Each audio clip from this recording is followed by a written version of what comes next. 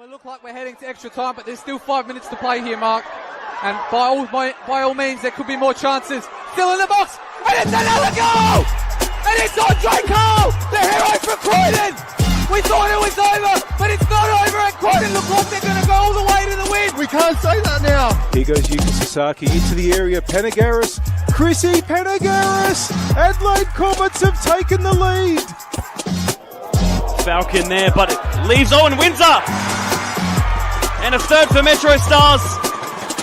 Here's Emma Ryan. She's not one of them because she's from Darwin. The shot from DeCola. Oh! Lily DeCola scores in the cup final again and wins it for West Adelaide. Oh, as the ball cuts back here to Odenwalder. And James Odenwalder scores. He makes it 2-0 for West Adelaide on the day. I bet he was going to be Travella if he puts one in. He goes himself instead. And it's still Soy Sakani. It's unbelievable, David, as well. And that one is definitely going to be credited to him. Might have to be chased down by Rapawano. He'll put in a cross of his own. Hobbs wasn't able to capture it. It's in! It's not the one that seals up the Atletico promotion. I got the skills to make the girls sing, and the geezers too. Yeah, we're doing this thing. Hello, welcome to One Game at a Time for Wednesday, the 4th of March. I, as always, am Sabenial, joined by my three this week regular co-hosts, and starting off with the man who is returning, Mark Talbot. My question to you is, what is your favourite board game? Good evening, Seb, and all our viewers. It's great to be back. I've got the call back to come out again, so it's been great. Favorite board game, I would have to say probably Arkham. Wow, what is that? I don't even know what that is. It's a bit of a more of a board game that I play with my brother-in-law. It's like a Dungeons and Dragons game where you've got to. It takes us about 8 hours to play. Oh, so the fun type of board games. Like it's really an immersive game. You throw yourself into it, and it's great fun. Well, it's good to have you back, Mark, because you were definitely needed last week. David, to you, what is your favourite board game? Probably Risk as a kid, and I still have a copy of it. I don't really play it that often. I don't really play board games that often, but we do a lot of jigsaw puzzles at Castle Grant. So if a jigsaw puzzle can be classed as a board game, that would be what I would probably say first and foremost. Yeah, I'll give you that. And finally, Alessio, for you. I'll probably have to say something just like Battleships. I played that recently. I like that. There's a few other new ones. I just forgot the name of them, but there was a couple of card-involved board games that I enjoyed as well. Very nice, very nice. Good to hear some fun facts from all of us as always every week. Picks of the week we'll get into. Of course, don't forget to subscribe to us, follow, like all our videos and everything. Greatly supported if you're able to do that. We'll get on with our picks of the week. Alessio, we'll start with you. Yes, so I've got a couple. I think the first one I wanted to mention, as it was breaking news today in Australia, of course, was the sad passing of a legendary commentator and Dennis Cometti. I'm not sure about you guys if you knew too much about him. I'm sure everyone's heard him at one point. But he was the king of the one-liners, probably one of the big commentators that I knew in the football world, with Bruce McAvaney and Brian Taylor as well. But sad to see him pass, but his legend lives on, and it's great to see someone who's in the game for so long and appear on so many different sporting backgrounds as well, an ex-player as well. So it was great to see that. In terms of my other picks, I'm just getting up what I had. Obviously, we could talk about I'm wearing a kit tonight, Adelaide Blue Eagles. I was at Martin on Monday night for a cracking game. Also turned out to be an interesting ending as well. I'm sure Seb's got some highlights here, but the first half started off in great fashion. We saw some great kits about. We saw some great goals as well. Some new signings, pulling the strings for both teams. Of course, Martin as well. Monday night, you don't expect to see too many crowd there, but it was actually up and about. They had the reserves on before that, so there was, I would say, about 100 to 150 people there. Created a bit of noise, and you could even, I'm sure, hear it in the stream at the end of it when we weren't sure how the game was going to finish when the lights went out. That a lot of them were saying, "Come on, we want to go home now. Can we go or what?" But yeah, a couple of things as well from that game. The pitch condition was unbelievable. I mean, obviously, it is a place where professional games are played with our W League and other games as well. Grand finals have been played there before in the past. But it was great round one to see it in that condition, the same as a few other grounds around the place as well. I saw Steve Woodcock, Campbelltown. Pitch was in great nick. FK Beergrad, fantastic condition now. I don't think I've ever seen that, whether it was around one or throughout the season there before. So obviously staying off it in the preseason has paid dividends for them. Obviously they didn't get a result in that game, but the pitch was just, fantastic. I like to see that. What else did I have? I think that's about it, Seb. Was that all you had for me? Yep, I can play the clip of when the lights went out if you want me to. Yeah, go. We could do that. Yeah. Fancy across. He hits it into Sanchez, and they both end up on the ground over there. And I think it will end up being a corner for the Blue Eagles.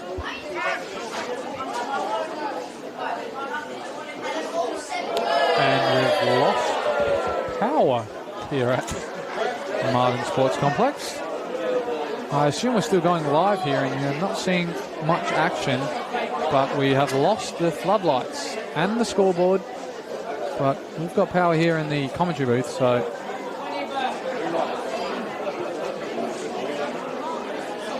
we can hear some of the crowd as well saying that if it's not past the 75th minute, we'll take a 1-1 draw and we'll try this again next week. Plenty of fun, I'm sure you had there, Alessio. Yeah, it was. I mean, I didn't get to leave that much earlier. It was about 5 minutes from the 90 anyway. So by the time we waited for all that, it probably stood there longer than we needed to before we could end the broadcast. But yeah, a lot of people unhappy in the comments. But talking to sets of players from both teams, they're probably happy with that result. I mean, the Eagles were definitely on the ascendancy coming into the end of that game, and they probably could have pushed for a winner. But for Cove, they're setting up quite defensively that game, and they were happy to just come out with a point. Coach seemed happy as well. Fantastic strike in that game from Siwong Park as well, which I'm sure has done the rounds from a couple of social media platforms. I'm happy that it was a good game, and there was some goals as well. So many goals around the leagues, which you guys are going to talk about later. And I was hoping that it was going to be worth it going down there on a Monday night at 8:30. But yeah, I'm glad I went. Absolutely. Well, speaking of goals, Mark, that's perfectly leads on to your pick. I was going to say, perfectly leads into it. My pick of the week is the amount of goals scored and the amount of cracking goals in round one. When you go through it, we looked at the Federation put their goals of the week out and that, but it was just goal after goal of quality goals as well, as Alessio just mentioned there at Blue Eagles. Park scoring on debut.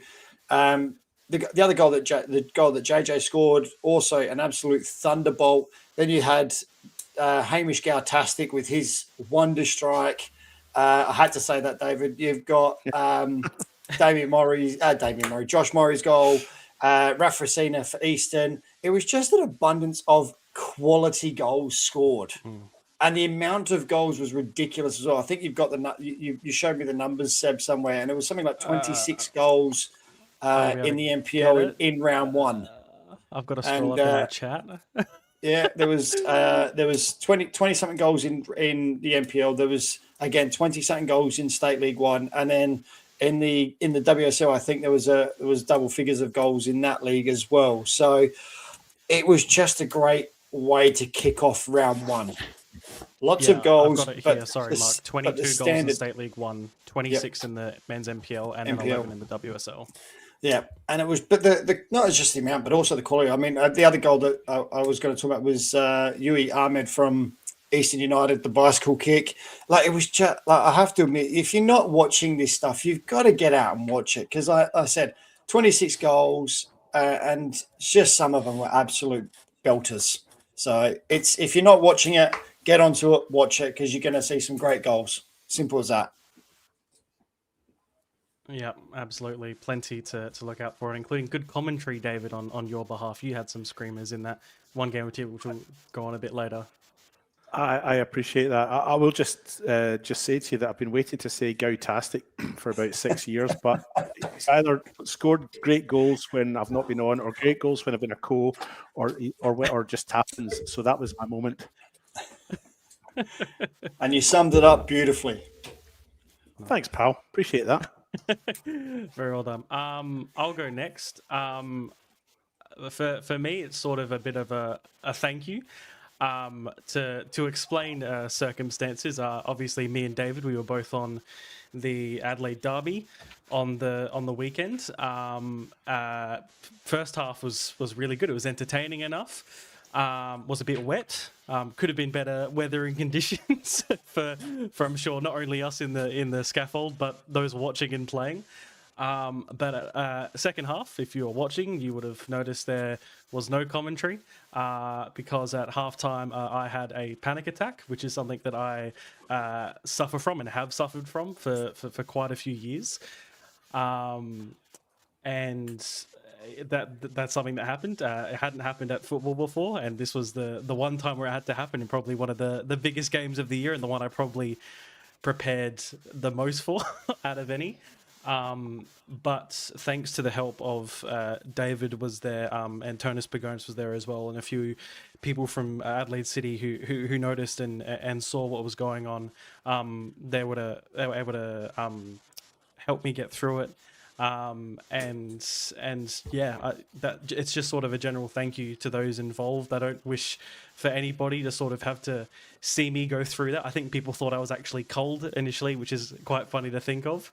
But all in all, just a general thank you to everyone that was there and saw that, and apologies for the lack of commentary, but there were no goals. And I think the first thing that I said when I sort of came to and realized what was going on was I asked if anything had happened in the second half yet, and I was very happy that there hadn't been. So yeah, that's sort of my pick, is just a general thank you, and I'll try and make it not happen again at football or at all.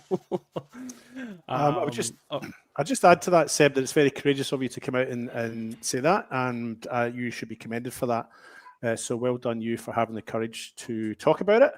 And I hope you're okay now. Well, you look like you're okay now. I'd also just like to add, you might not remember this, you probably don't remember this, but Angelo Costanzo and Matt Dauber. Right. Well, Angelo Costanzo and Matt Dauber were particularly helpful, came into the scaffold and were the first on the scene, if you like, as well as two other Adelaide City officials, but I'm not sure who they were. I didn't get their names. So they were the ones who were on there to help. So much appreciated to them as well. But well done you, Seb, for having the courage to talk about it. No, thank you for being there. And yeah, again, I'll try not to have it happen any more often than it needs to be. But no guarantees. But yeah, so thank you to everybody. David, on to you next. Okay, I've got two picks. The first is an article that was published in the Adelaide Advertiser earlier or middle of last week. I think it was Wednesday's Adelaide Advertiser. It was a piece that was written about the start of the impending start of the new National Premier League season with some of the state's best soccer talent. It was an article that talked about the under-21 players, or I had a focus on the under-21 men's players, and it was a decent enough piece. It's good that the Advertiser published it. I don't read the Advertiser. It's a paper that I just don't find that it's for me. But it was great that I know it's a mainstream paper here, and it was great that the Advertiser published a little piece on it. But what I just wanted to mention was that the article before it talked about the players itself said that the list had been decided by the league's best commentators. And I consider myself one of the league's best commentators. But I didn't contribute to this at all. Mark, I consider you one of the league's best commentators. Did you contribute to this at all? I don't consider myself one of those, but no, I didn't either. Alessio, I consider you one of the league's best commentators. Did you contribute to this at all? No, I was not asked. Oh, that leaves Seb, doesn't it? Seb, I consider you one of the league's best commentators. Did you contribute to this article at all? I did. We can laugh at it now. I don't know if you wanted to expand on that, Seb, but basically, just to clear the air a little bit, because I think a few people at various clubs had sort of considered that the four of us and maybe a couple of others had contributed to this. Some of the league's commentators did contribute to this, but on the whole, I think it was independently written with some advice from some commentators. So I just wanted to clear the air on that, because a few clubs, a few people I know that at clubs had contacted me and said, "Oh, well, you're one of the league's best commentators. What have you got to say about this list?" Yeah, So I would also say it's probably more. I was asked for any sort of suggestions and players to have as options, and that was basically the end of it. Was sort of just list some players, their clubs, and that was it from there. So that was at least the extent of my contribution. From my perspective, and from your three, clearly not at all. So either that, or the league's best commentators were contacted, and the three of us just don't fall into that category. I was going to say, we're just not in that category, mate. So my second pick is maybe a wee bit more serious than that. I wanted to just mention that I lost my uncle a couple of years ago to bowel cancer, and I very recently had a friend who had an operation a procedure which was successful. And that was on the bowel as well. Now, I am of the age category that I get a free bowel kit test thing comes through the post every 2 years. And not that long ago, I did my bowel test. I did my jobby in a jam jar, as I like to call it. So the reason for mentioning this, is to say a lot of the people who play football and who probably listen to this show or follow this show probably don't fall into the age category of 45 to 74 for a bowel test, but I bet a lot of your parents do. So I just wanted to mention, if I can do a bowel test and send my poo off, then so can your parents and so can you. So if you have the opportunity, next time you're down at the GPs, just ask for a bowel test kit, get the test done. It's really no bother at all. It's just trying to get it in the jar when you're above is tricky, but it's not done like that. But yeah, no, in all seriousness, that's my call for the week. If you're going to get a health check or you're going to see the GP and you fall into that age category, 45 to 74, ask for a bowel kit test. Good poo chat. Didn't think that would be in on episode 2, but here we are. Took us 2 years to finally have a chat about it, but but it worked out in the end. No, thank you for that, and thank you to the three of you. Next, for the first time this year, there's a knock at the door. What? Knock at the door. Oi. Incredible stuff, David. I think it's closest to you, so I think you should answer it. For reals? Yep, for reals. Yep. Jeez, I got out of that one, all right. I wonder who it could be. Wow, the first knock at the door for 2026. You won't believe who it is. Who is it, David? It's Peter Mylidonis and Daniel Lobasso from Cumberland. How you going, guys? G'day, guys. Good to be here. Long time listener, so very happy to be on the show. Good to hear. We don't have many of those, so that's really good to hear. My first question, I'll get us underway. First question for the two of you. Daniel, we'll start with you. Your footballing journey up until now. My footballing journey's been a long one. Grew up in Port Pirie, played all my juniors with Northern Demons. Made my first team debut in 2012 against Seaford. Not sure if Towds was playing that day, but I've had many battles with Towds over the years. Any confirmation, Mark? Do you remember? 2012, I would have... Where was I in 2012? I think Olympic that time, at that stage. I think. Yeah, that's convenient. Yeah. So I was there until 2019. Then moved to Adelaide for university and studies. So went to South Adelaide there for a season. Stayed south with Noarlunga from 2020 until 2023. And then at Adelaide Uni under Phil Stubbins in 2023 and 2024. And then Phil got the job at Cumberland as first team coach. So lucky enough, wanted me to come along. And I've been at Cumberland since. So it's been a long journey, year 15 now in the first team setup.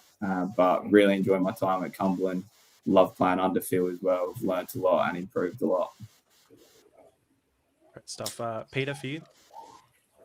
Yeah, I began my journey at Bacala at under fives or whenever you start. Played my juniors all the way to under 18s with Berks. Was in there set up until I remember first team debut in 2024. The year we got promoted back to the NPL. And then just this season, made a move to get more first team minutes to Cumberland. Excellent. I guess we'll start off. Of course, it was round one. You played Salisbury in round one. It came late. I guess whoever wants to go on this, I'll play the goal in the background. But I guess sort of talk us through that game as a whole, as I'll let the goal play out. Whichever one of you wants to talk about it first. I'm happy to talk through it. Salisbury away, always one of the toughest games on the calendar. So to start the season there was a good test for us. We did leave it late, but I thought the performance was very good. We dominated the ball, created a heap of chances. I think looking back at the stats, we had an XG of over 3.5 goals to their 1. So really felt we dominated the game. And to get the point late was a bonus. I think we would have taken that before the match, and now we move on to next week. But it was a very good performance. Yeah, especially at a strong Salisbury side. At least the four of us seem to agree with that in our pre-season preview. I guess as a whole, your expectations for the season, I guess, Peter, I'll go to you for this one. What is sort of the mark for Cumberland to get to in this season for State League 1? I think the main thing for us is to just see how far and high up the table we can go. I think there's a clear kind of picture within the club of what they want to do. It's a young squad, so I think developing that into a stronger team with an idea of, it'd be nice to get promoted straight away, but if it doesn't happen this year, having a strong foundation to be able to really push for it in the years to come. Yeah, absolutely. I do have viewer questions, but we'll leave those for last to keep the people hanging. Alessio, I'll go to you next. Yeah. First, I guess I'll go to Daniel. Just obviously your upbringing at Northern Demons and Port Pirie. I know a lot of people like to give me stick for playing at a fairly uncompetitive club over the last couple of years. But what words of wisdom and guidance do you have from that upbringing in potentially a tough environment where wins didn't come as easily as they might have later in your career? What words of wisdom do you have for players coming up at clubs that are new to the league or receive a little bit less experienced players coming there, and they have to kind of base off what they've got for the time being? What was your experience like there, and what words of wisdom do you have? Yeah, it's very tricky to compete at the highest level. Particularly, Demons was a unique one where we had half a team training in Pirie and half a team training in Adelaide. But what it did give me, which was invaluable, which was first team experience at a young age. So, and that has really shaped my career. It's invaluable. It was very important for me. And I think in those, I know Mount Bark is very similar. I think the culture and the tight-knitness of the group is something that's very special that you don't always get at the higher clubs. So I think the camaraderie between teammates and the opportunity to play first team is definitely the biggest lessons. And I think that was more important for me at that age than playing 18s or reserves at a bigger club. Yeah, nice. And I played twice against Daniel in my career in 2023 and 24 while he was at Noarlunga and at Adelaide Uni. And I never even got a point against him, I don't think. So, yeah, fantastic player who's played at quite a few great clubs in State League 2. For Peter now, obviously this is your first year at Cumberland. Coming over from Bacala, what kind of brought you to the club, and how do you see the squad shaping up? I mean, I had a look at the squads over the weekend, and there was a quite experienced reserve side that went out for Cumberland on the weekend, and obviously none of them that played in that game featured on the bench for the first team. So is the squad just that stacked at the moment? And yeah, just anything you can bring about since your first kind of stuff at the club in 2026. Yeah, I think competitiveness is a good thing within a squad. So having lots of players and different positions brings the best out of everyone. Everyone's pushing each other and trainings at the highest level. And then coming across, it was strange at first moving to a new club for the first time. But I think Bacala and Cumberland are on the same kind of values and morals and kind of heading in like the same trajectory. Even maybe Cumberland are in the State League One now, I can see they've got the same vision and trying to get back into the NPL. Yeah, and again, I played against Peter as well when he was at Bacala in 2022. He had a fantastic reserve side there at Bacala, I remember, and some great names. And I guess this is the last one for both of you. The best player you've played with over your career so far. So it could have been them as a junior, them in your senior setup, in reserves maybe for Peter. But just the best player you've played with so far in your career. Yeah, for me, I think Steve Grelly at Demons. That would have been 2014, 2015, playing in midfield and just seeing the way he went about his football, his professionalism, even dropping down to State League 2 due to work commitments. I think playing with him and being able to learn from him, I think for sure he was the best player I've played with. By the way, I just love, before I go to you, Peter, every time Alessio will ask this question, if a player says a player, I'll sometimes see Marc's face go, and I saw Marc's face go about how happy he was with that pick. It was quite funny to see. Yeah, but you got to admit, Grady was just an absolute beast of a player. He was just, he was fantastic. He really was. He was awesome. Because he was just that good a player. But he was, yeah, I can understand that, why you'd say that, that's for sure. Peter, sorry to interrupt, on to you. All good.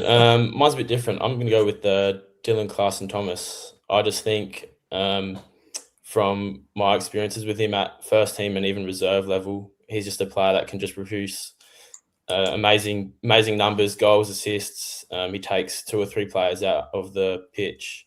And I think he's unlucky not to be playing much higher than where he is now in NPL in the SA. All from you, Alessio? That's all. Thanks. Marc? Oh, jumping to me. It's been a while. Right, I'll start with you, Peter. As you said, you mentioned you jumped across from Berks this year. How has that transition been for you? Because you've been a one club man for obviously your whole career until now. How's that transition been for you? But also, who was that player that when you got to trainings and when you got to the club was that first contact, that person that really welcomed you into the fold and you've been able to obviously then step up from there? I think it was difficult at first, kind of in a new environment and a new team environment. But I think kind of like my outside life skills in the workforce and skills you learn in life, I guess, kind of helped me through that with getting, relationships with teammates and stuff. I think Daniel Lobasso was definitely one that I was drawn to straight away, just being in similar position. And I think he's one of the good leaders in the team. Just but because he's on the show, just because he's on the show as well. That's fair. I think as well, the coaching staff, and it's just such a great environment to be around. So it was easy to kind of walk in and hit the ground running. That's good. It makes it a lot easier when you've got a club like that. Daniel, I'm going to jump to you. I've got a question for you. The Perry to Adelaide transition. I've seen obviously a number of players do it. Your brother was one as well, obviously. How did you find that transition from Perry? Because not only is it football, but it's uni, it's house, it's life. So how did you go with that transition moving from Perry to Adelaide? Yeah, it is a big transition at the time, sort of leaving my family to come live in Adelaide. It's an adjustment, that's for sure. You miss family, you miss home. But from a football perspective, I think it's good not having to travel. You're basically committing a whole Saturday every week. From at the time we were traveling with the 18s and the reserves. So the bus leaves at 6 a.m. You watch the 19s at the time it was, and then the reserves, and then you're playing. By then you're exhausted, and then you're getting home at sort of 10 at night. So that's obviously a big advantage playing in Adelaide and living here.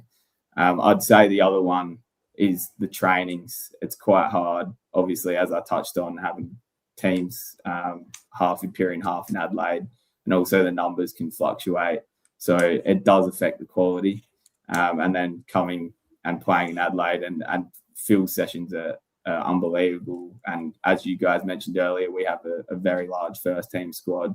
So the competitiveness of trainings is another level. And I think that's kept me playing longer, because you're rocking up to training and you're excited, and it almost feels like a game. You have to perform, and that's what keeps football so interesting for me. That you mentioning Phil leads me on to my next question, because you moved with Phil from uni to Cumberland. How did you go with that? Because obviously coming to a new club is not easy in the first place, but then going to a club where every player knows you've followed the coach, you've come along with the coach, he's bringing you for a reason. How did you go with that, and how did you find settling in into that sort of atmosphere? That's a great question. It is quite daunting. Moving clubs in general is quite difficult. I know I've played for 5 now, but You've got a couple more to catch me, so you're okay. It's always quite nerve-wracking, and then coming across with Phil and coming up a league, I think at the start you always feel the boys looking at you a specific way, and I think you just got to prove yourself. And the players there were very good lads. It did take some time, particularly through pre-season, to sort of earn your stripes, as it should at a new club. And Phil is very much, he'll give it to you straight. There's no favoritism. It's very much best man, best performance at training, and you'll get a game. And so I knew there was going to be no favourites, and it was going to be another test for me personally, and he wouldn't play me just because he brought me across. And having that confidence to know that he's brought me across because he thinks I can play at this level, that really helped at the start. And yeah, since then, boys have been unreal. Absolutely love the club, love the players involved. That's all from me, Seb. Perfect. David, on to you. Oh, he's muted. He forgot he's muted. We couldn't go flawless. It was never going to happen. Happy now? Yep. Oh, I got rid of him. Let's go. Okay, so I don't do the serious stuff because I'm incapable of that. So I've just got some new stuff I'm going to try this year and see how we go with that. Before I do that, there has been a question come in from one of our avid listeners, a person named Jaden Lobasso, and he asks Daniel in particular, what skill set do you have that I don't? Where do I start? No, I'll definitely say definitely defensive ability. He doesn't love doing that, and I will say talking on the pitch as well. I think I've got a bit more of that than him, and definitely pace, much quicker than him as well. Maybe a better win percentage in grand finals too. I haven't even been there, so I can't say that. But, exactly, it's that's true. It's not zero. It's just 10-8. So we'll claim that one as well. Just on a personal level, there, how many Lobassos are there for the listeners? Just the two or more of you? Yeah, well, in our immediate family, there's 3. So Jaden's obviously younger. My older brother Matt was a good player as well. Represented through all the state teams. Played about 140 odd games with Demons. There was a point where we all played first team together, which was pretty special at Demons. And then he gave it up sort of in his early 20s. But so just 2 of us playing now. Yeah, haven't played against Jaden yet, but that's on the bucket list. Just speaking of your brothers, fill me in. You've got a Saliba shirt.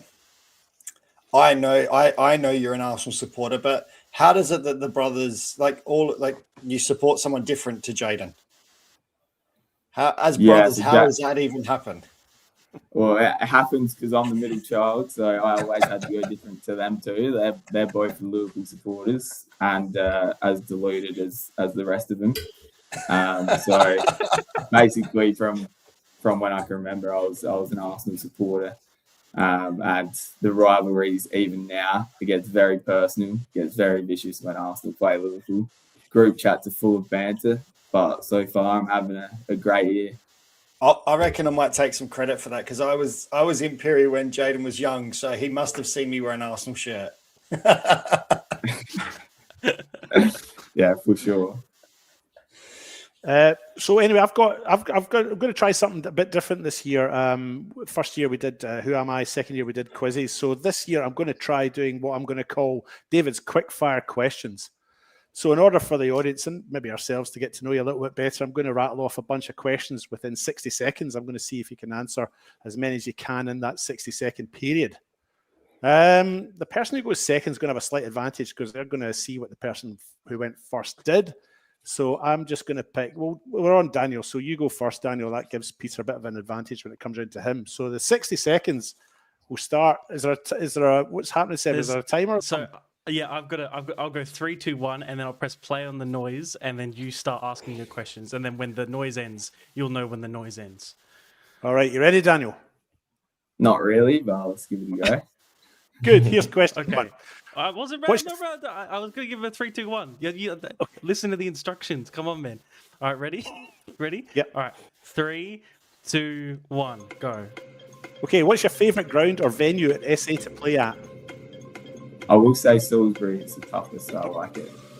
Okay, what's your favourite football memory or achievement? Football memory, scoring in a prelim final and playing with my two brothers. Awesome. What superstitions or football rituals pre-match do you have? This one's an interesting one. I have to play Fortnite. All right, okay.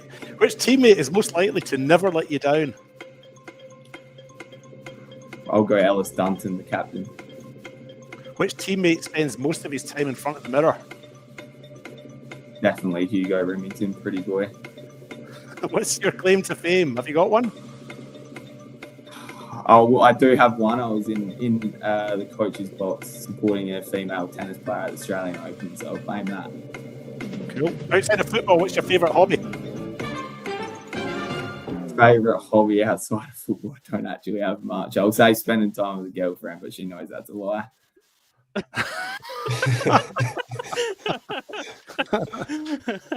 Okay.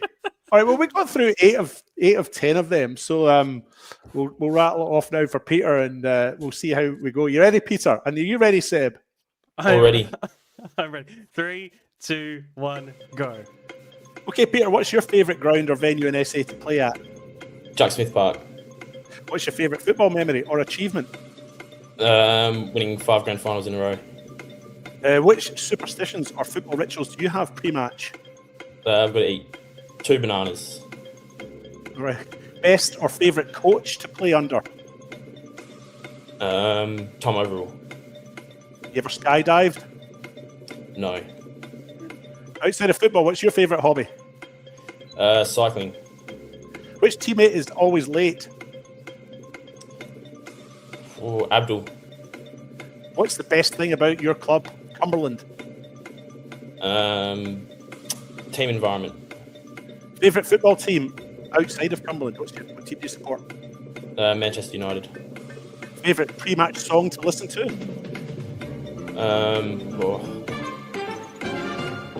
Gosh, don't really have one, to be honest. Okay, fair enough. Okay, so I actually lost count of how many questions I asked. Where did the skydiving come from? I'm trying to throw in a couple of lemons. Oh, there's a few unexpected ones. But look, Peter won that one. But I'll need to go back and count how many points he got. But he definitely answered more than 8. But you'll be tomorrow night. You might get into a little bit of trouble from some of your teammates for some of your answers. So I look forward to hearing how well some of that was. I'll send you the group chat. Thank you for that, David. That worked better than I expected. I thought so too. Yeah, I was a bit worried about how that go because we haven't. That's the first time we've tried it. And I think. What did the guests think? Was that enjoyable for you? Yeah, that was great. It was good fun. Loved it. Didn't know we'd have Although, got feedback. yeah, but the okay. last one might get me in trouble, and I should correct fiance, not girlfriend. So. As long as she doesn't watch, she'll be fine. I think she was actually, but we'll find out. But you know what? If she's not, it's okay. We'll post it and then tag you in it on Insta. So we've got you. It's all good. Well, thank you for that, David. To finish off, we have 5 viewer questions for the both of you. From Jack Daly on Instagram, what is one attribute that you believe is crucial to learn whilst growing up as a footballer? Peter, to you first. I think the main value for me is respect. One coach that really stands out to mind for me was Calvin Embargo when I had him in juniors. He really drove respect into the team and valuing kind of your elders. And I think respect is one that I value highly. Daniel? I'd say dealing with adversity. You go 1-0 down or you're not getting picked. I think you learn important qualities to bounce back, not drop your head, not sook, and respond as best you can. Next one from Ryan Joy. What should State League 2 expect of Northern Demons after you guys played them in the cup? I guess, Daniel, maybe more towards you. Yeah, they looked pretty good, particularly in the midfield. I think the signed well with both Diegos and Juan in the middle there. I think they're going to be a bit more possession-based this year. I think they should be quite competitive. They gave us a good run, 4-2 in the end, but they were pretty decent. So I expect them to be in finals for sure. Yeah, absolutely. Next one for the both of you. Who was your favourite person to call/talk to discuss about football and life? Do you want to take this one first, Pete? Yeah, I'll start. Mine's Jack Daly. More so recently since leaving Berks, just someone to reach out to, and I think he drives a fair way out for work. So I think when he's on his way to work, he doesn't mind a quick buzz and a chat, and we kind of bounce ideas off each other, and make sure life's going all good. Daniel? I'll say Alessio Frazina. Played with him at uni. We were attached at the hip there, so I still talk to him quite often, mostly about football. Second to last one from Tom Overall on Instagram for Peter. Which was your favourite grand final win? Oh, it's hard to pick when you've won 5. I think mine has to be one versus Cumberland, where Seb Simone scored 2 goals off the bench. It was a regular bench player, so see him come on in the grand final and score 2 goals was great. And lastly, final question from Jack Daly again for the both of you. Any advice to give you to youngsters that have aspirations of playing seniors? Daniel, go with you.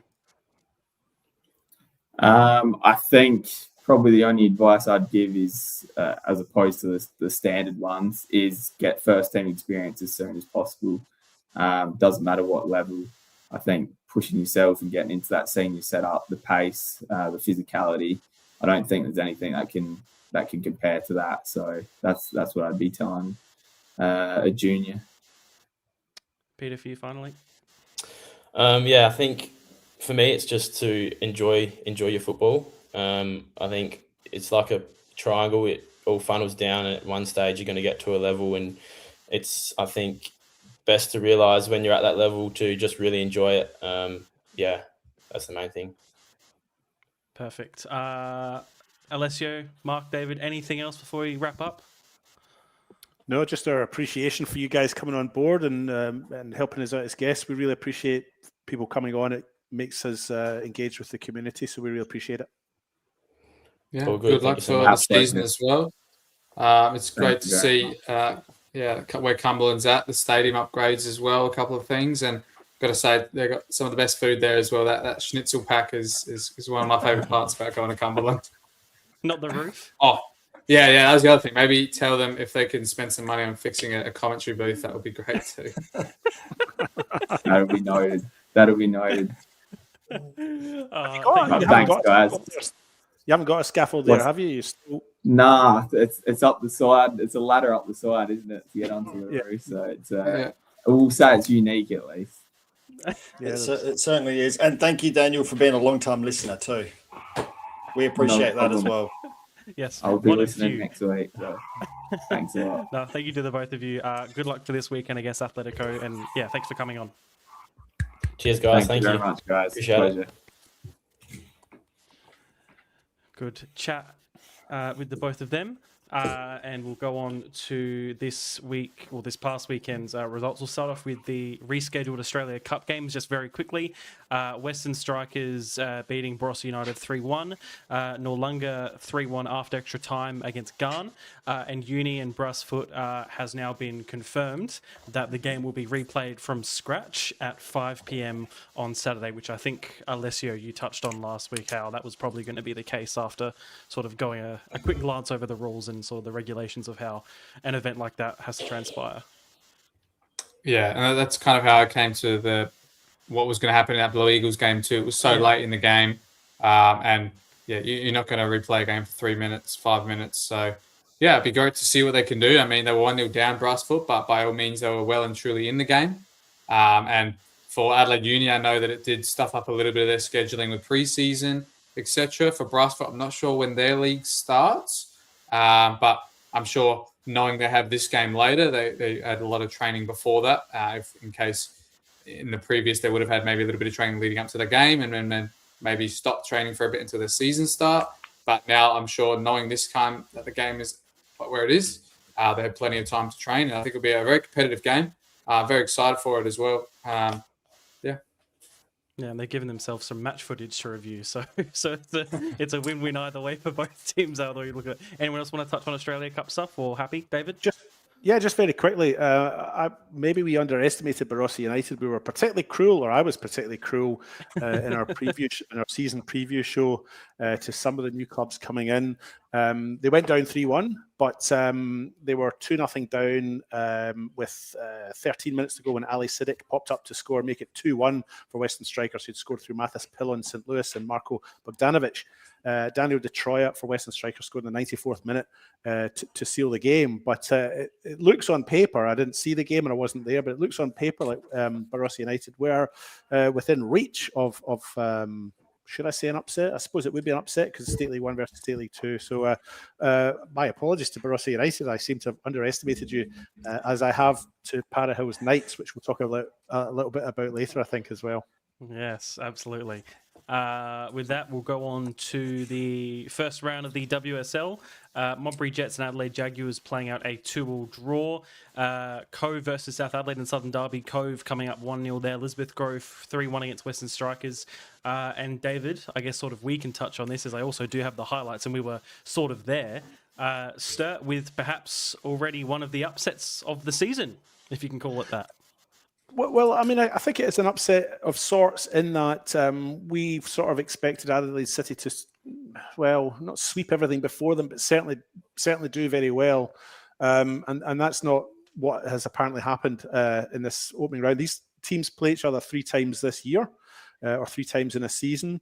So it's that unusual sort of number. But we were there, as you were saying, we were setting up on the other pitch, waiting for West Adelaide and Adelaide City, that derby game in the men's across the way. But we could see the game being played in the back pitch. I did contact Paul Morris. I waited a few days, but I did contact Paul Morris. He said, we just didn't take our chances. They set up very well defensively. And they, as in Adelaide City, punished in the 91st minute with a great free kick. And that was the difference between the two sides. But, again, maybe we were too quick to write everybody else off. There are a number of teams that I am certainly guilty of saying, oh, they're not going to do very well this year.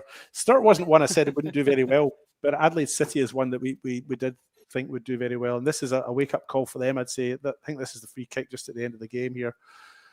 It comes into the middle, high and into the corner. I mean, it's a very good goal if it was intended to be a goal. It might have been a cross. We're not sure. We'll give her the benefit of the doubt and say it was a shot on goal. But look, a big surprise. And look, for us, looking on from a neutral perspective, a perfect start to the WSL.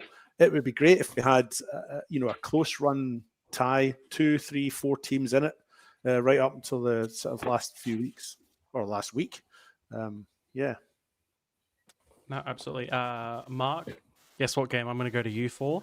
Cove versus South Grove and Strikers. No? That was the one I looked into. No. I'm assuming the South and Cove game. Look, I haven't had a chance to catch up with Benny Dale recently about the game, but I think to be honest, it surprised me a little bit when I saw the result. I've picked South to do well, and I picked them to win last weekend. But I think with the Cove signings, that they've signed really well, and obviously that's got them over the line this week. And I think this league might be a little bit tighter than what we have given credit to, as well, as David was saying. So I'm really looking forward to this season now. Grove obviously getting off to a good start as well. So it'll be a very interesting league this year, and I think all the teams are a lot closer than what they have been in the past. So it will lead to a good year. Chantel Ryder putting in that one as well. I was just going to mention Chantel Ryder, Mark. Yeah. Yeah, just going on those new signings, one immediately making an impact. So, yeah, good to see for Cove there. And like you said, I think we are hoping for a much competitive or much more competitive season than maybe we have seen it will be a few years in the WSL. Yeah. We'll go on to State League. Just also going to mention that another player we had in our previous show that we said to keep an eye open for, Monica Brown, scored in Elizabeth Grove's 3-1 win as well against Western Strikers. So she's off the mark too. Absolutely. On to State League 1. Cobras defeating Adelaide Atletico 2-1 at Atletico in their first game in State League 1. Adelaide Olympic and Fulham, that's a 3-2 win for Olympic in that one. Modbury Jets and Adelaide Croatia Raiders, the NPL derby, if we're making up derbies from last year. Modbury Jets 3-1 against Croatia Raiders. Salisbury United and Cumberland United we touched on earlier. A late one there for Cumberland to snatch it back. Eastern United with a thumping of South Adelaide 5-2 with some spectacular goals. We'll go through that in a moment. And of course, Monday night, Blue Eagles and Cove drawing 1-1. Mark, I'll go to you. Where do you want to start off with? Where do you reckon I'm going to start? I actually was able to tune into some of this game on the weekend. I did manage to catch a glimpse of this game, which was the Eastern United 5-2 win over South. And it was quite an interesting game because South took such an early lead. 3 minutes in, they took the lead through their new signing in Huang. This guy, I saw him once in pre-season and I was super impressed with him. Absolutely outstanding striker, to be honest, and I think he could probably play higher. Then I saw Raf Rasida's free kick and I thought, wow, he's still got it, this guy. I think he's about 30, 32 now, and it's just, incredible. But again, so his goal was great. And then I think it was actually 1-1 at half-time, as we see here. But the thing I think changed it was Rob Parker, the captain for South. He went off at half-time, and I think that probably played a part into the second half demolishing, to be honest. I think losing a player like Rob Parker for South is a big deal when you lose him at half-time. And then this is the goal that we talked about earlier. I mean, that's just absolute top draw from Ahmed. He's got things like that in his locker. So great result for Eastern, especially as they've obviously just come up. So huge result for them. I don't think South's nothing to worry about just yet. It's only the first game of the season, but this is the finish here. Just the ability for Huang just to dance around that last player and finish, didn't panic. So I'm expecting a lot from him this year. But a great start for Eastern. I was just going to touch on once more with that. For it being the first game of the season, do you think we should be, I'm trying to think of the wording, was Eastern United the better team or was South Adelaide bad, if that makes sense, if you get what I'm trying to say? I can't think of the wording. I don't think Souths were bad. They weren't great, or they weren't good, obviously. But Eastern were a good side. So I think, like I said, a great start for Eastern. South Adelaide got a bit of work, but like I said, when you lose a key player, your captain in your back four at halftime plays a big difference. They do have a lot of kids or younger players, so I think that probably played a big part. And when, like I said, you look at Eastern's lineup, when you've got the likes of Frasino experience, Ahmed experience, not only here in SA, but also in MPLs around the country. So it can add up a little bit. But like I said, I don't think it's too much to worry about just yet for South. But Eastern, great start, and they'll just continue. Yeah, most definitely. David, any that caught your eye? Well, I thought you were going to go to Alessio to talk about the game last night first. And then I'll wait to see what's left after that. No, I'm going to you. Okay. No. Okay. Yep. The match that stood out for me, I suppose, was Fulham United's home loss to Adelaide Olympic. I think we all predicted both these teams to do quite well this year, but I thought at home, Fulham United on the back of their season last year might have had a more positive outcome in their match there. Goals in the 17th minute for Fulham United, Borghetto scoring there, and then Aquil scoring or equalising for Adelaide Olympic just 2 minutes later. And then Pudler in 45 to make it 2-1 to Adelaide Olympic. And then Economopoulos in the 54th minute, and Kikianis in the 95th minute for Olympic made it 3-2. I didn't actually see the game. It's just the results stood out for me. I find it really off-putting when you play that. Don't watch it. Just let them play, and then you talk through it. Okay. We already sort of briefly talked about Salisbury United's draw with Cumberland scoring in the last minute. The other one, of course, that just might have leapt out the page at me was as you called it, the ex-NPL game between Modbury Jets and Croatia Raiders, which finished 3-1 for Modbury Jets. Callum Campbell scoring for his new club in the 10th minute against his old club, of course, to make it 1-0. Akimoto scoring in the 23rd minute to make it 2-0 for Modbury Jets before Croatia Raiders pull one back just after the break through Deng to make it 2-1. And then Tassotti scoring for Modbury Jets to make it 3-1 for them. So a disappointing start to the new season for Adelaide Croatia Raiders. I think, as we mentioned again, if I go back to the previous show, we all kind of agreed that, losing your first game isn't the end of the world, but it means that you're immediately on the back foot and you are chasing the others, if you like. And in goal difference, I haven't seen the ladder, but in goal difference, I'm assuming this result puts Croatia Raiders at the bottom of the pile. So they'll be seeking to try and bounce back from this, I would say, and get a big win next week. Don't know who they play next week. I was just going to have a quick look. But disappointing start for Raiders. But I guess someone had to lose it, didn't they? Alessio, for you? Yeah, I watched some of the highlights of that game as well. And it was interesting to see Christian Tassotti was involved in all 3 goals there for Modbury. I think it's a new signing, I believe, came from Campbelltown Reserves. But another player as well, Ali Akil, we talked about for Olympic. He actually played for Garn Reserves last year, has made the step up and scored in his senior debut for Olympic. I know he played a couple of games for Garn senior team, but he was, their rising star in the reserves. I think won the grand final with him involved in the reserves league. But the other 2, I guess, remaining is Cobras versus Atletico. Obviously, Atletico got their first goal early on at home as well, which was a good goal by their captain, Massimo Caiazza. And it looked like sounded like there was a decent crowd there as well. I liked the updates they've made to the stadium with all the branding. It's the first time I guess we've seen it on live stream, but it looks great, this grandstand and all. And Cobras were a team, obviously, all of us picked to be in the bottom few. So them getting an early win in their season away from home against a top-tipped State League 2 team from the previous year goes to show the level is still there, and they're still up and about at that level as well.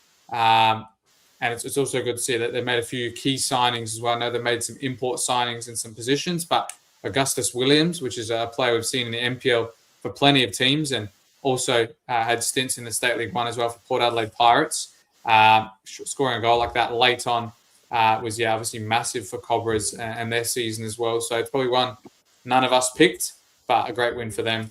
And of course, we talked about that Blue Eagles game against the Cove on Monday night. The goals will come through just now, but I thought it was a fairly rough game. And you can kind of see that from the goals that eventuated were from mistakes and not very not a lot of pressure inside the box that allow the keepers to have much to do, and then they get some long range unsavable shots for the goals. But yeah, I thought it was quite scrappy. I mean, obviously, Cove's first game in State League 1 as well. I thought neither team really showed a lot of cohesion. I guess it kind of just left both JJ Rideout and Cacciavellani up front there to deal with two centre backs on their own and some diminutive attackers in between them that weren't really getting involved. I talked to some of the players as well on the Cove side. They were kind of happy to play more defensive and focus on their setup. They know how big that pitch is, so they're going to sit in deep and hopefully counter and get some luck on that. But for Blue Eagles, it seemed like they had all the pressure, all the possession in the midfield, but they couldn't thread it together in the final third. And I guess that kind of petered out while the game ended in a stalemate. Yeah, but good to actually be able to watch a game and have you there as well. Alessio certainly made a decent Monday night viewing. And for those at Atletico wondering what our thoughts were on the penalty, we'd love to give you our opinions, but unfortunately the poll was in the way of exactly where the penalty was. So unfortunately we can't say too much on that one. Up next, we had the WNPL Preseason Cup final between West Adelaide and Metro Stars, sort of the first trophy for the women's season begin out. West Adelaide 3-0 winners that afternoon. I guess, David, probably it's the result we expected. I guess, like I'll play the goals in a moment. We didn't get to watch the game, of course. But sort of just a good start to the season for West Adelaide, and what I'm imagining they're hoping is another successful one for them. Yeah, you and I bumped into Costa Jaric and his coaching group at Adelaide City a bit later. What a mess they made with their food, as I recall, around the ground. We asked them to pick their rubbish up. But I think what they were sort of indicating was that they were happy to get this cup competition out the way. It's still a trophy, but I think maybe a few of the clubs look at it as an extension of their season prep, and the big competition starts this week. Not to take away from winning a cup like this or to diminish its value. I think Metro Stars, nearly called them Metro United. That won't be the first time this year. Probably were happy just to be in the final, to get that under their belt. I'm sure they would like to have won it, but the fact that they were there is probably just as important in terms of preseason preparation and looking forward to the league stuff starting. The women do have four trophies. This is the first one, and my impression is that I'm sort of repeating myself, but I think my impression is that it is a trophy they want to win, but they also treat it as an extension of preseason preparation. So. West Adelaide, I guess we expected them to have success in this tournament, but their focus will now turn to the league next week, or this weekend, should I say. Yeah, and Costa did hear you call him a coaching genius in our preseason podcast, so I'm sure he won't let that go to his head whatsoever. No, that's right. I played it down, though, didn't I? Finally, the men's NPL starting on Friday night, Croydon versus Para Hills, 3-2 result in the end for Croydon after a shock start from Para Hills. Metro Stars seemingly uncomfortable, but at the beginning they were pretty comfortable. A 3-2 win against Campbelltown City there. Playford and Adelaide United playing out goals galore there, 4-2 in the north. Burkalla against Comets. Burkalla, the only team to keep a clean sheet in round one, 3-0 against Comets. Adelaide City in 2-1 against West Adelaide in the Adelaide Derby. And Sturt versus Beergrad at 3-1 there. David, I'll go right back to you, and we'll start on Friday night for the season opener.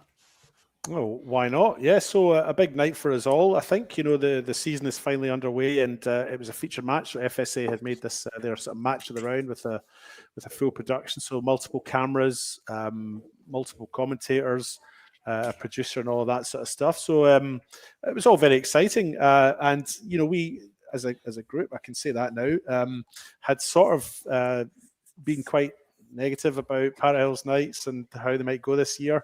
But on the strength of what I saw on Friday, I think they might surprise a few of us. I mean, I think we all knew that they would be capable of an upset here or there. And I wouldn't write them off entirely, but we haven't picked them to do very well. But on the strength of what I saw on Friday night, I'd be inclined to think they might actually be okay if they can continue that sort of form. Marco Guerrero did score a penalty in the 5th minute and then a tap-in the 33rd minute. So look, I guess it doesn't matter how they go in as long as they go in, but both of the goals were, unspectacular, if you like. But it did give them a 2-0 lead. So Para Hills Knights now 2-0 up, and the immediate response after that second goal from Croydon was Yuya Kato popping up in the 35th minute to pull one back, make it 2-1 for Para Hills Knights. And then right on half-time, Oliver Trimboli popped up to score a goal. Now, I'll be honest, Oliver had missed a few chances through that first half, so I'm sure he was pretty relieved when he finally got one. And then in the 65th minute, Luca Trimboli, who'd come on as a substitute, scored to make it 3-2. That's his goal there. I was particularly impressed with Ned Stiles. He started the game the week before in their cup game, which was a 10-2 win over Plimpton. He'd been on the bench and was unused, actually, as was James Pawley, who also played quite well. The usual suspects, I mean, Balmapor is solid at the back. He comes racing through that middle with the ball at his feet. He looks very confident on the ball. Adam Martinello was good too. So was Santana Bartkowski when he came on as well. But just to turn our attention to Para Hills Knights, I was very impressed with Mark Ulaj, and I'm sorry if I'm pronouncing that incorrectly, Mark. I don't know if it's Ulaj or Ulai, but very impressed with him. I thought he was best on ground.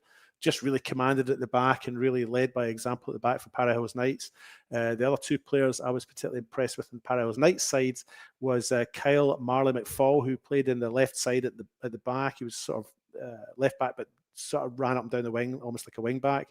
And the other one I've got a note about here. Just bear with me because my commentary notes are in front of me and they're just an absolute scribble. Kyle Marley McFall and Kai Blomley.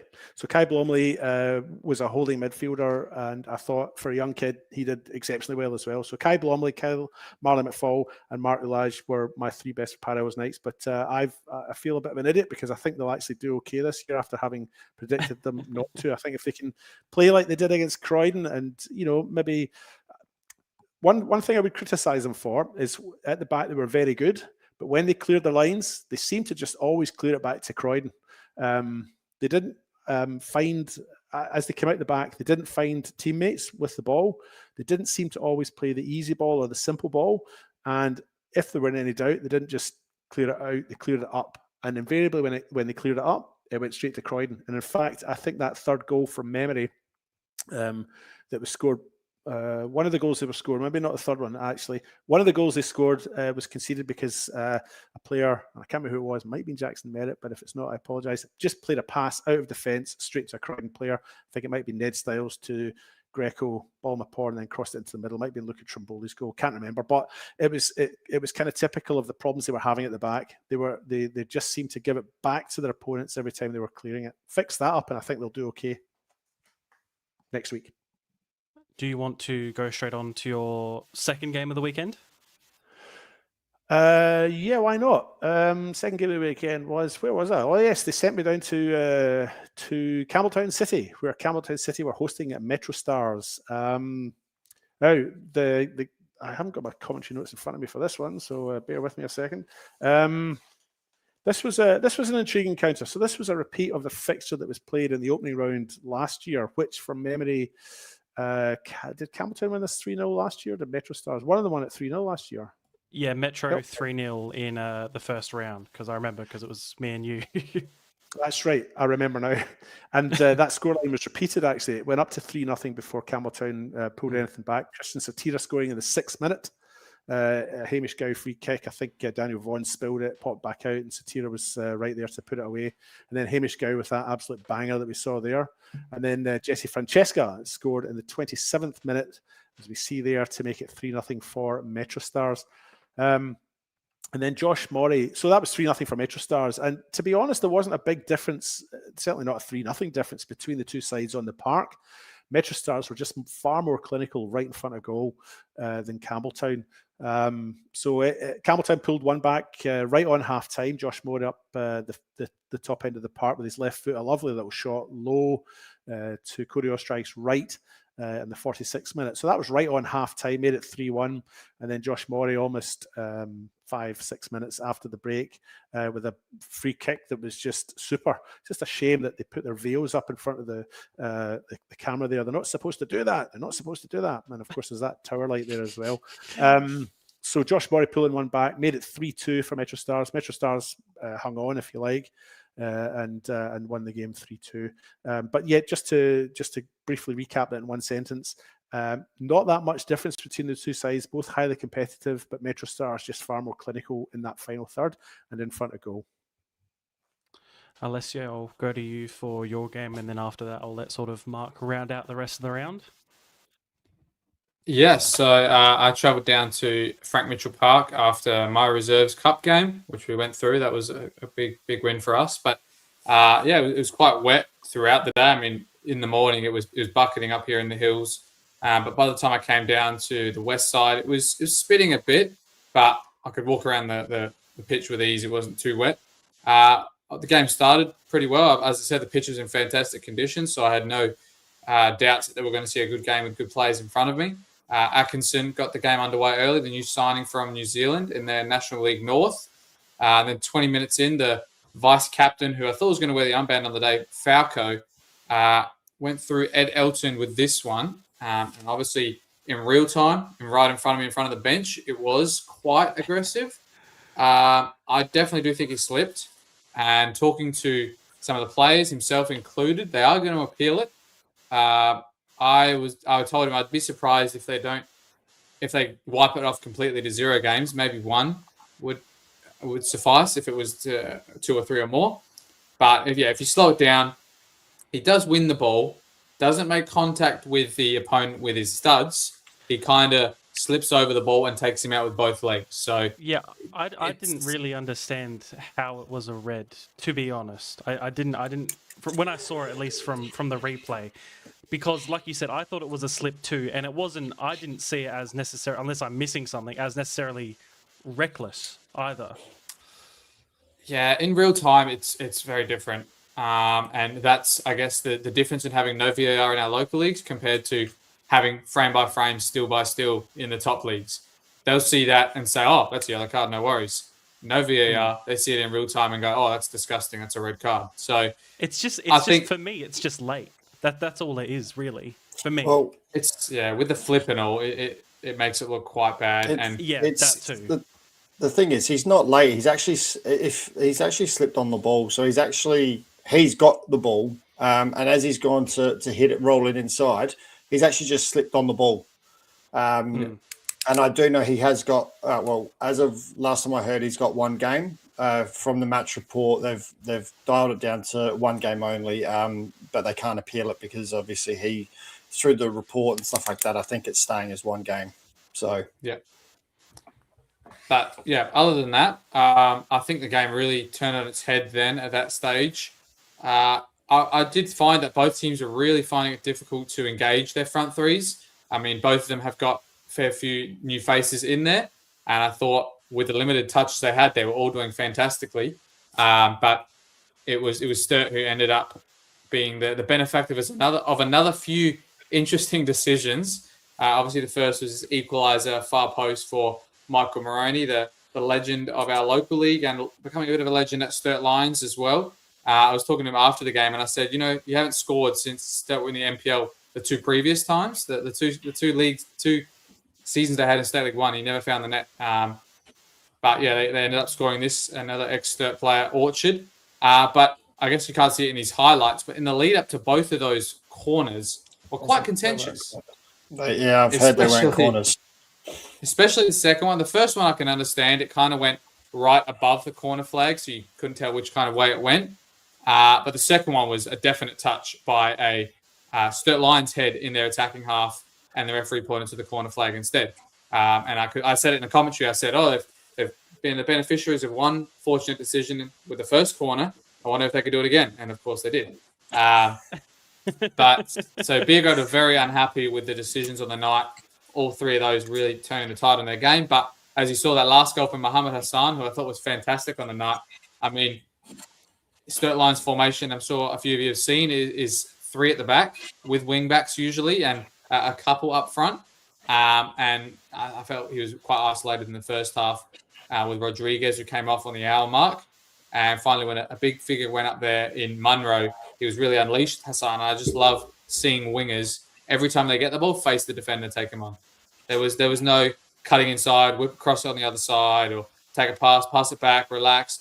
He was all at it, all actions blazing. As a youngster I talked to before the game, he said, I wasn't really getting the game time at Adelaide United youth team. I knew I had to play first team somewhere. I saw Sturt. They believed in me getting an opportunity in the NPL and playing a lot of minutes.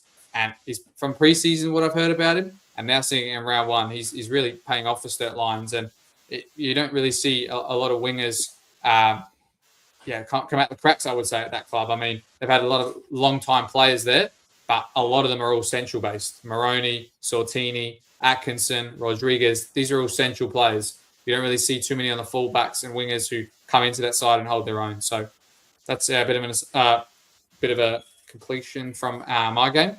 And that's, complete summary. Mark, finally to you. Yeah, thanks. I didn't get to cover any games on the weekend, which is fine. I did tune into a few of them that I could and sort of watch 20 minutes here and there of some of the games. I think Playford, Adelaide United, 4-2 for Playford in the end. Started like a house on fire, that game. Blazovic, one goal, 3 minutes in. Poundendis, 4 minutes in to make it 1-1. Harry Crawford then getting the second goal for Adelaide United to make it 2-1 going into the half. But quite an interesting game. I mean, massive deflection there. Osby goal. There's nothing he can do about that, unfortunately. Poundendis scoring, obviously, for Playford. I think we can get used to saying that this year. He's leading the line, not only as the striker, but also as captain this year, with Ryan stepping away from the game for at least 1 year. So it'll be interesting to see how Playford continue. Obviously, they have lost him, but I mean, some of the signings they've got, and one in particular is Shota Babasaki. He scored 2 goals in the second half, which gave them the 3-2 lead, and then obviously they scored again late with another new signing in Reece Jurjevic, who jumped across from Berkala, the centre back. He scored the 4th goal in the win. So, but I think Playford, some great signs for them. Adelaide United, unfortunately, it's one of those things we're just never going to know what we're going to get with an Adelaide United side. Obviously, with the changeover of players, what players are going to come down.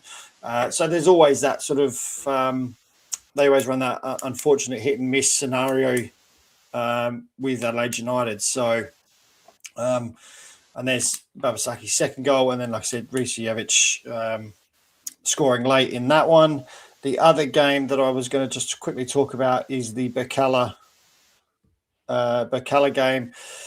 Yes, Berkala, only team to keep a clean sheet in round one. They went away to Comets in the very picturesque surroundings of Adelaide Comets home ground. The circus tent's back, Mark. The circus tent's back. The circus tent is back because it's that time of the year.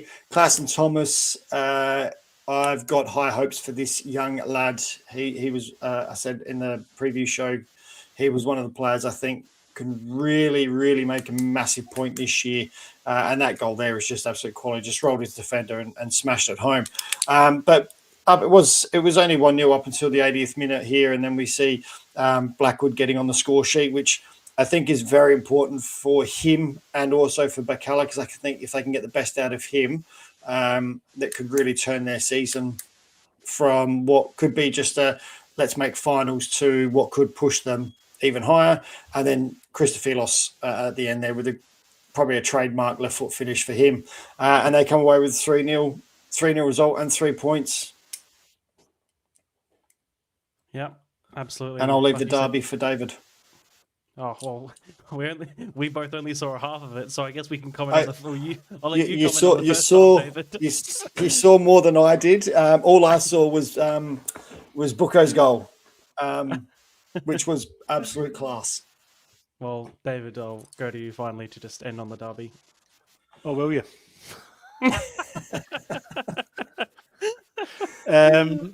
So after I'd been at Campbelltown, I went up there to Adelaide City Park. They had a big day there. I think ex-players. It was an ex-players day there. It Riley was. Stam suggesting he might spoil the party in the 15th minute there, celebrating in front of the tent, which I think was where a lot of the ex-players had gathered, including my coach at FC Summit when I bothered to turn up, Matt Halliday. Nick Buckel free kick. As sure as the sun will come up tomorrow, he scores the spectacular, doesn't he? And then that made it, that obviously levelled it at 1-1. And then in the 33rd minute, what happened here, Seb? I can't even remember. Ball down the side. Oh, yes. I felt and then a bit of a mess. Adelaide City were using the width really well. I remember saying, that they seemed to be coming down the right quite the thing, and Daniel Bresson there poking the ball home from close range.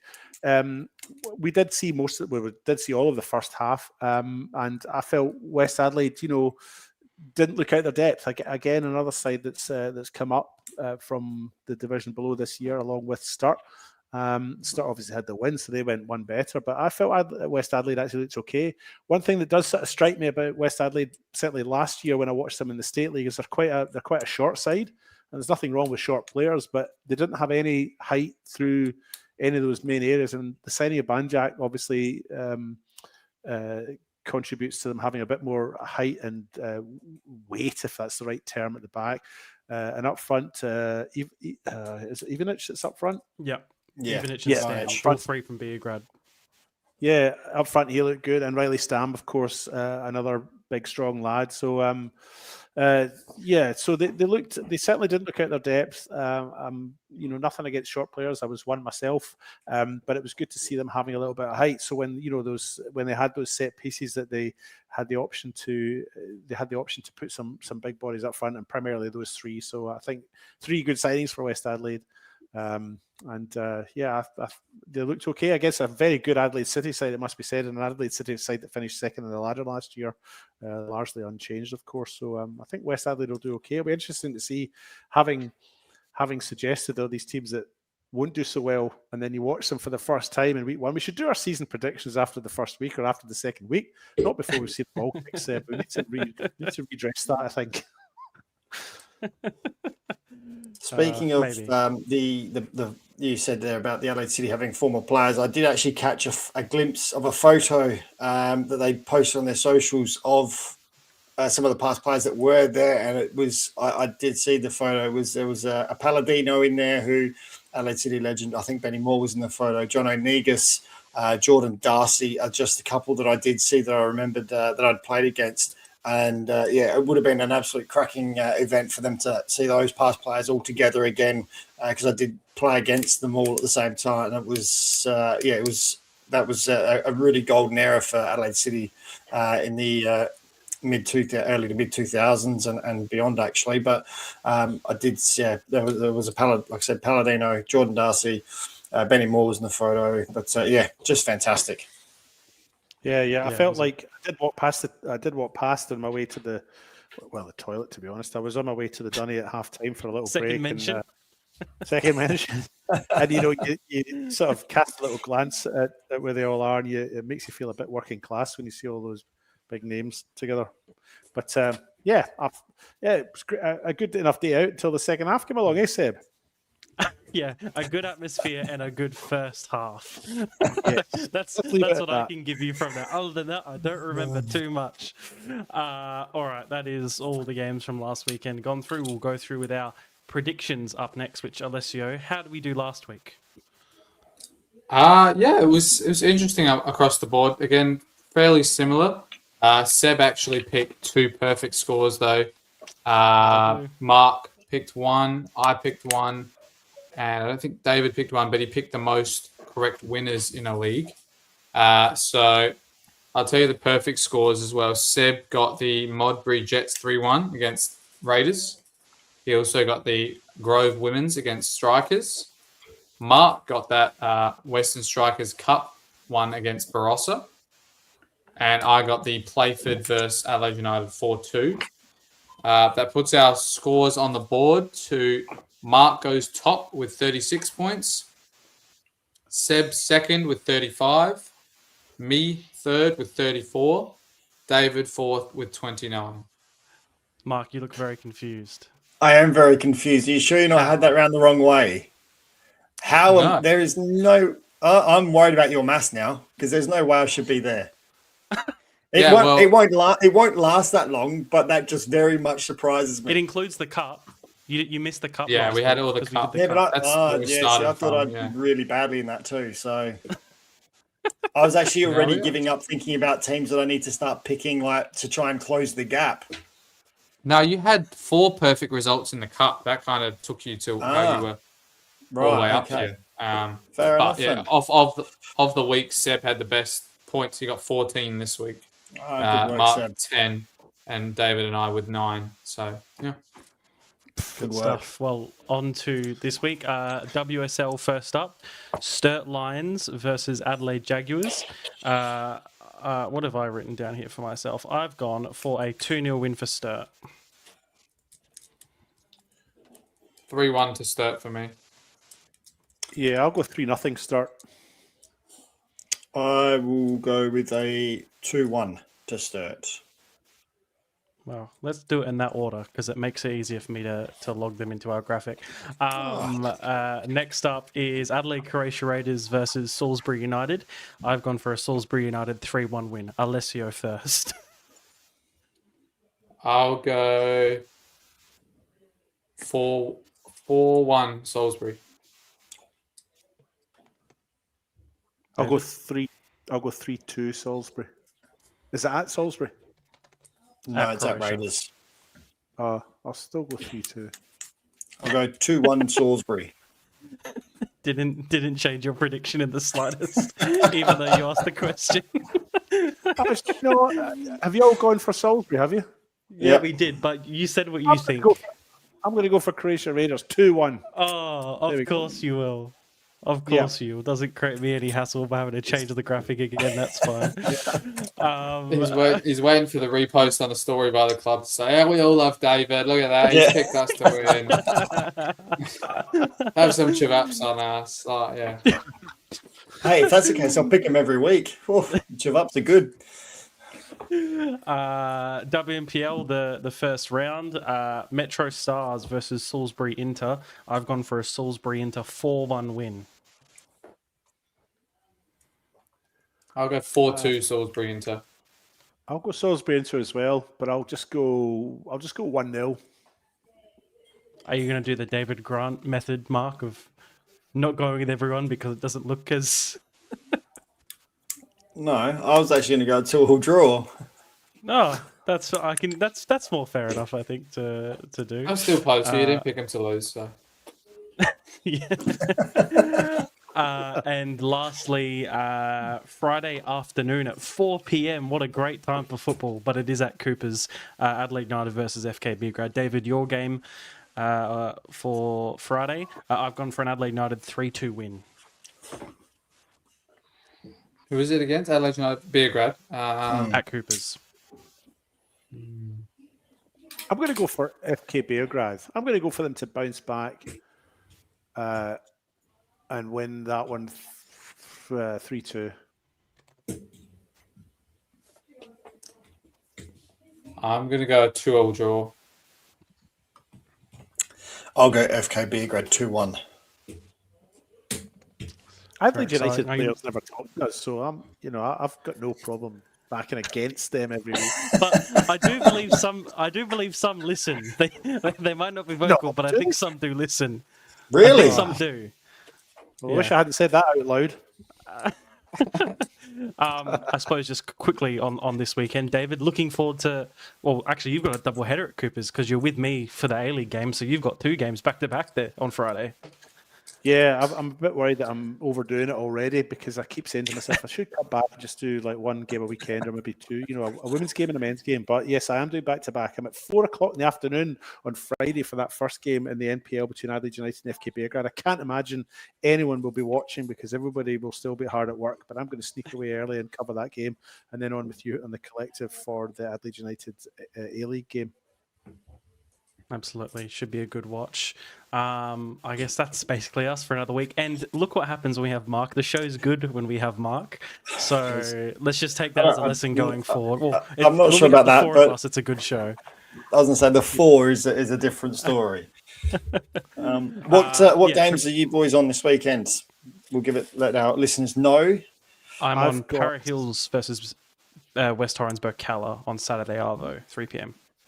Nice and close to home for you. Yeah, somewhat. You walking there?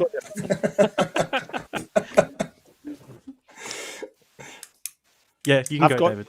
I've got the aforementioned Adelaide United versus FK Beerga game at 4 p.m. on Friday, and then I've got Sturt versus West Adelaide at, I think it's 4 p.m. as well on Saturday at Carinya.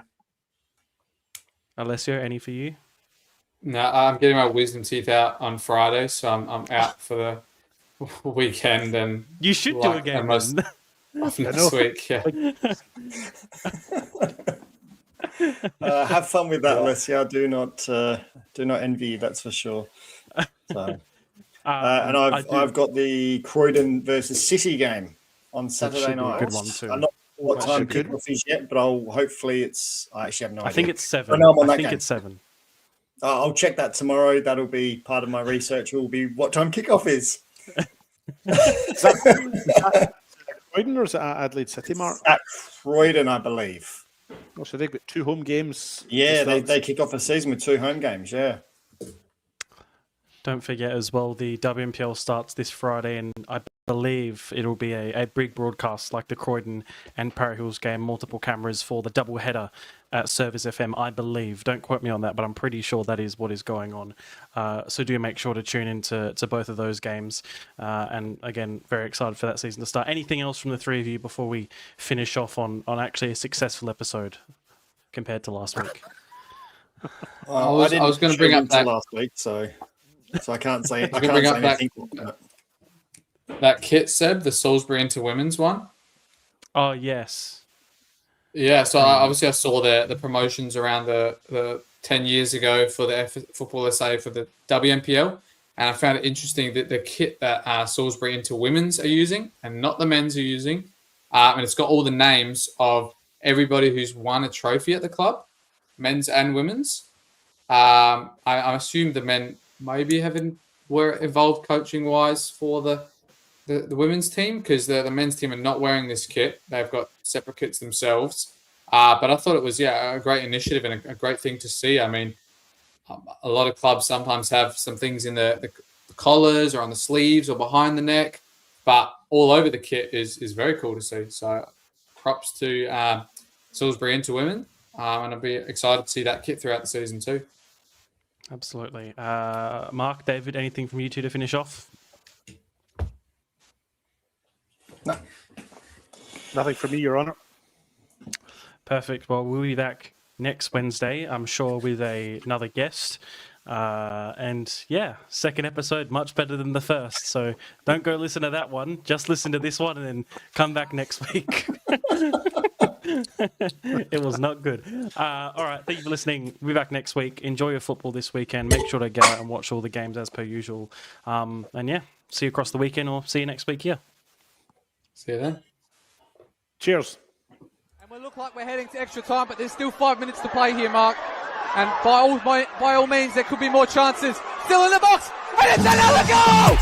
And it's Andre Cole, the hero for Croydon! We thought it was over, but it's not over, and Croydon look like they're going to go all the way to the win. We can't say that now. Here goes Yuki Sasaki into the area. Penagaris, Chrissy Penagaris. Adelaide Comets have taken the lead. Falcon there, but it leaves Owen Windsor. And a third for Metro Stars. Here's Emma Ryan. She's not one of them because she's from Darwin. The shot from DeCola. Oh! Lily DeCola scores in the cup final again and wins it for West Adelaide. As the ball cuts back here to Odenwalder. And James Odenwalder scores. He makes it 2-0 for West Adelaide on the day. I bet he was going to be Travella if he puts one in. He goes himself instead. And it's still Soy Sakani. It's unbelievable, David, as well. And that one is definitely going to be credited to him. Will have to be chased down by Rapawano. He'll put in a cross of his own. Hobbs wasn't able to capture it. It's in! It's not the one that seals that Atletico promotion. I got the skills to make the girls sing, and the geezers too. Yeah, we're doing this thing.